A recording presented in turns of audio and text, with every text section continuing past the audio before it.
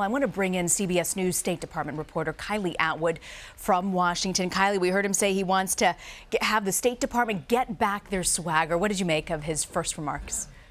That's right. He said he was talking to the most important diplomatic corps in the world. And he said that he's going to come on and be their leader. He's going to be the one to enable them to do the work that they want to do.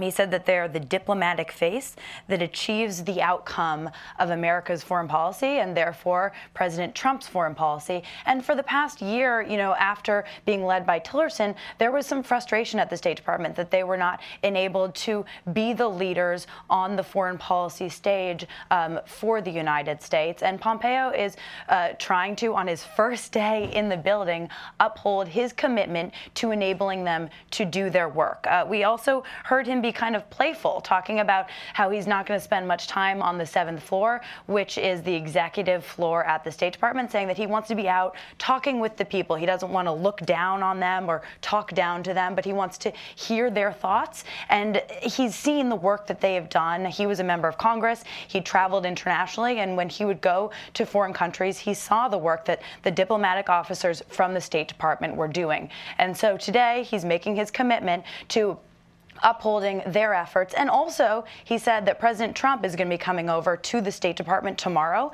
That will be the first time that Trump visits the State Department. We're now almost a year and a half into this administration. So that's pretty significant in terms of how he's going to encourage Trump to also enable this department as well. And in addition to having Trump visit, he's also been doing a great deal of traveling since getting into office. Going forward, what do you expect his top priorities will be? So Pompeo is not coming in green, if you will. He's been the director of the CIA for almost a year and a half now. And in that role, he was intimately involved in all of these foreign policy hotspots. And so he's going to sort of bring that baton over from the CIA to the State Department. We know that he is going to maintain leadership in terms of U.S.-North Korea policy. He already has traveled to North Korea and met with Kim Jong-un. He's going to maintain ownership on that portfolio. Same thing with Iran. He's going to dive in and be a real leader as the administration decides how to navigate its decision later this month in terms of staying with the Iran deal or leaving it. And we also expect to see Pompeo really just connect with members of the State Department and see what the other priorities are for them, enabling them to do their work. Kylie, speaking of Iran, we know that Pompeo was just in Jerusalem, and we also know last night Israeli Prime Minister Benjamin Netanyahu held that press conference claiming that he had proof that Iran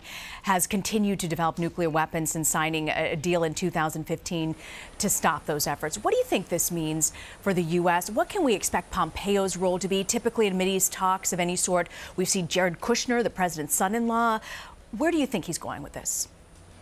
Well, I think Pompeo has made it clear that he's going to be an integral player in all parts of foreign policy. Just over the weekend, we saw him actually visit Israel, which, as you said, is generally seen as Kushner territory. Well, Pompeo is not letting that stand in his way. But we also saw Pompeo talk to reporters on his way back from this Middle East trip.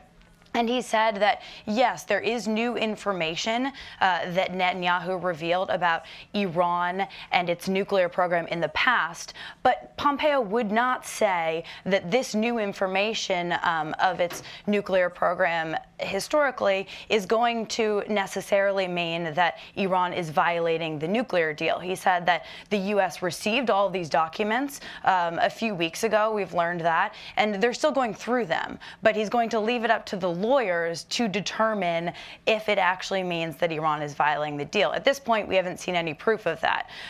But the interesting thing here is the timing, right? Because there are headlines now out, talking about Iran lying about its nuclear program. And so that will give the U.S. more ammunition if it does indeed decide to ditch the nuclear deal later this month when the U.S., the administration, runs up against this May 12th deadline. Kylie Atwood at the State Department, thank you so much for joining us, Kylie. Thanks, Rena.